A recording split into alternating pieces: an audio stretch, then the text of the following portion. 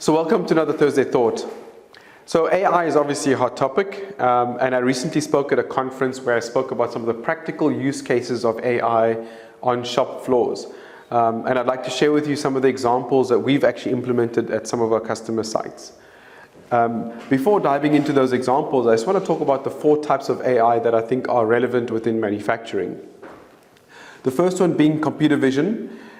Within computer vision, we've actually got 2 different types of computer vision. The first one is what we call object detection. This is, for example, what's used in self-driving cars, where the car is able to detect different objects like traffic lights, different cars, dogs, cats, people, etc. The other type of computer vision is classification. So this is pretty simple, where we teach a model what is a cat, what is a dog, or what is a part and place, what is not a part and place, and the model is able to determine if it's a cat or a dog or a part and place or not. The second 2 types of AI are really centered around data. So this is what I call predict anything, and the other one is called prescriptive. So within predict anything, the idea is to use historical data, build a machine learning model that helps us predict and forecast the outcome. This could be used for production output, for quality, for OEE, for part delivery. There's many use cases of forecasting models that are available. The next one is what I would consider the holy grail. This is prescriptive AI. This is where we actually take some data, and using the data model that we've created, we actually determine the specific parameters of a machine to determine specific outcomes. So for example, if we want to improve quality, the model will actually drive parameters within that machine to improve quality, or it could be used for output. And then the other type of opportunity is the big talk around generative AI, obviously ChatGPT being a hot topic at the moment. I'm not going to spend too much time talking about this because I think there's many opportunities and content out available on the internet that speak to the opportunities with generative AI. So let's just dive into computer vision. So the first example I want to share with you with regards to computer vision is here you see an axle assembly line. And on this axle assembly line, what's critical is that we tighten all 4 dust cover bolts in the right sequence. In addition to that, before the operator turns the axle around, we want to make sure that this clamp is in place. And we've been able to control this process using computer vision by creating a machine learning model of the bolting tool that the operator uses, as well as a machine learning model of the clamp that needs to be in place. So I'm going to play the little video for you and show you how it works. So as you can see, the operator brings in the bolting tools. You'll see the little red dots. Those are our key points that we've determined for the bolting tool. And if the operator puts the bolting tool in the wrong position, we switch off the bolting tool, so they're not able to make a mistake. And once all the bolts are tightened, we then obviously confirm that all the bolts are tightened, and we would then display to the operator that it's now okay to put the clamp in place and rotate the axle around. So as you see, we've detected that it's okay, clamp in place. We then allow the operator to turn the product around. So this has provided significant savings for our customer in that if we're ensuring that the quality is adhered to when it comes to tightening. Also, one of the big advantages are that if one of the bolts fail, we know which bolt to rework. We don't have to disassemble all 4 bolts. We can actually just rework the right bolt, and that saves a huge amount of time from a rework perspective.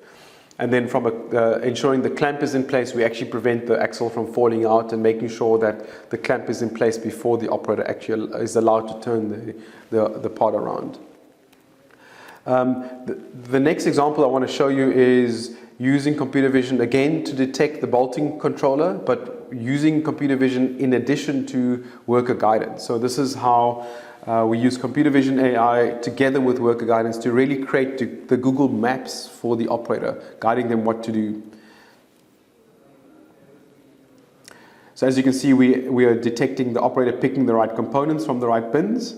Once they've fitted the components, the process continues, and then the bolting tool is then enabled only when it's in the right position. So when it goes blue, it's in the right position.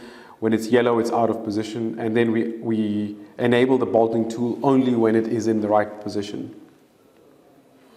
And this is an example how computer vision is actually enabling the operator to be more effective, to drive quality, and obviously to improve the performance of the station. So that's a little bit about computer vision. The next examples I want to share with you are really about predicting anything. So this is about using historical data to predict a future outcome. So the first example I want to share with you is about pressing a bearing into a component. So here's an example of a bearing that needs to be pressed into a differential. So this is one of the machines we've delivered to our customer. So here's a little animation of what it looks like to press a bearing into a housing. And while we do that, we actually monitor the force and displacement of the bearing pressing process. So the press and force curve looks a little bit like this. And I've indicated in red the evaluation windows. So basically what that means is that we want the force and displacement graph to go through these evaluation windows. And only if it goes through those evaluation windows are we confirming that the product is actually okay. However, as you'll see, not all parts that go through these evaluation windows are actually good. So what we've done is we've taken the 156 curves and created a machine learning model based on that curve. And that's what you see over here. It's what we call the reconstruction of that curve in red. And right next to it, you see the blue line, which is an actual press force curve that happened in the field. And what we do is we do a comparison between the reconstruction and the input, or the blue chart, and it's the difference that determines whether it's a good or bad part. So this is an example of a good part, and you can see the error is in green. So that means it's actually okay. Over here, you see there's a slight deviation at the end over here of the chart between the red and the blue, and we can set that threshold to determine if that's good or bad. So this is actually showing that there's a deviation from the reconstruction for the part that actually went through it. And here, what you see is an even bigger error. So the area between the two charts is actually determining the error between ideal and the actual press force. So what we've offered our customer is the ability to count the number of anomalies within a given press set. So we could say that we set a threshold of not more than 10 anomalies out of 156 parts, or we could set it so that any 3 anomalies in a row is actually a flag and it can actually stop the process.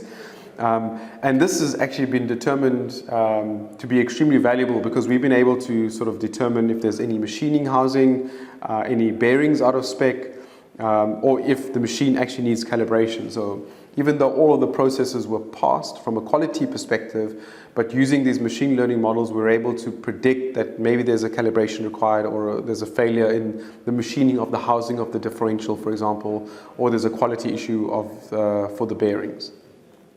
The next example I want to share with you is actually an oil filling machine that we built.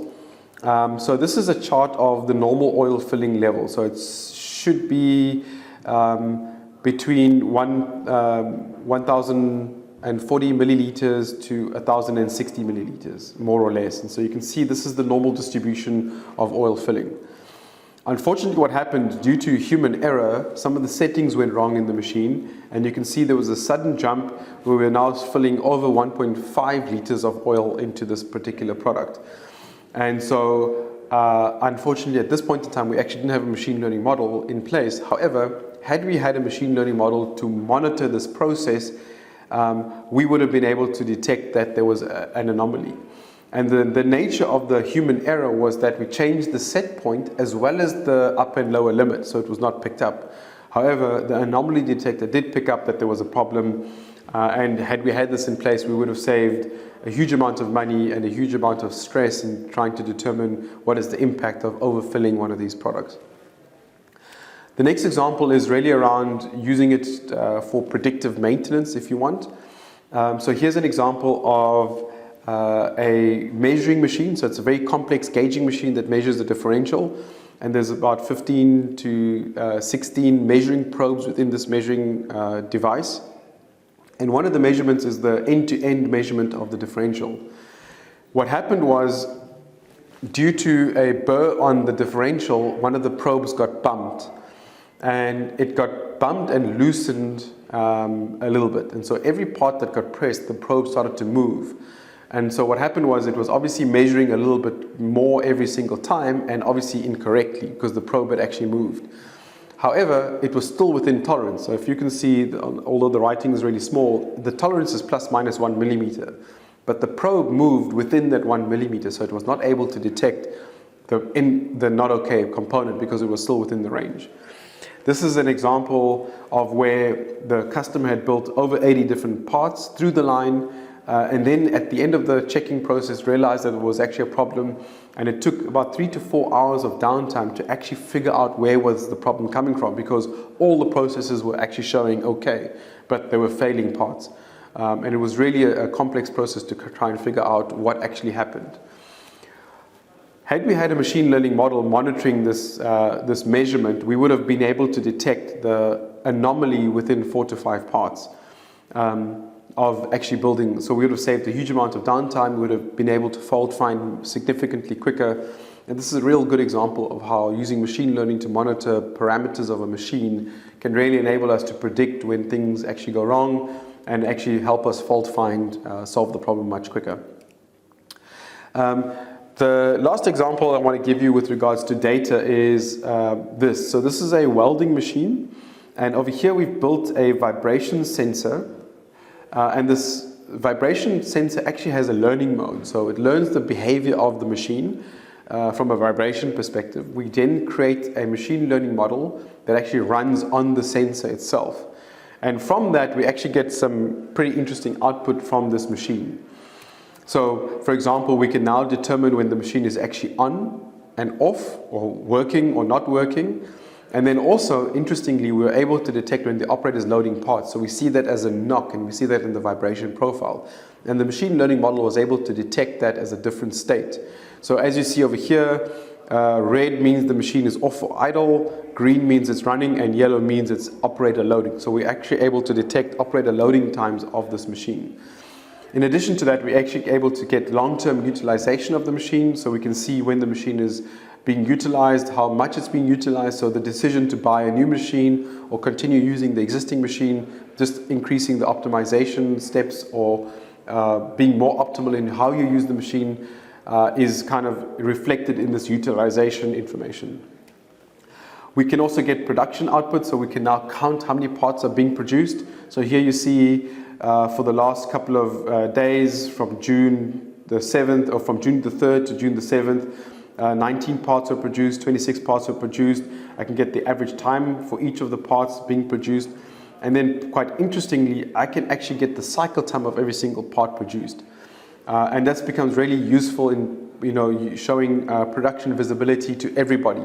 And all this is being done by a small little vibration sensor running a machine learning model that's been taught and learned, that is being taught based off the vibration profile of this unique machine.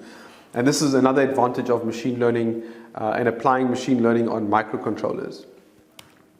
So that's a little bit about predict anything. And the last example I want to share with you is about prescriptive AI.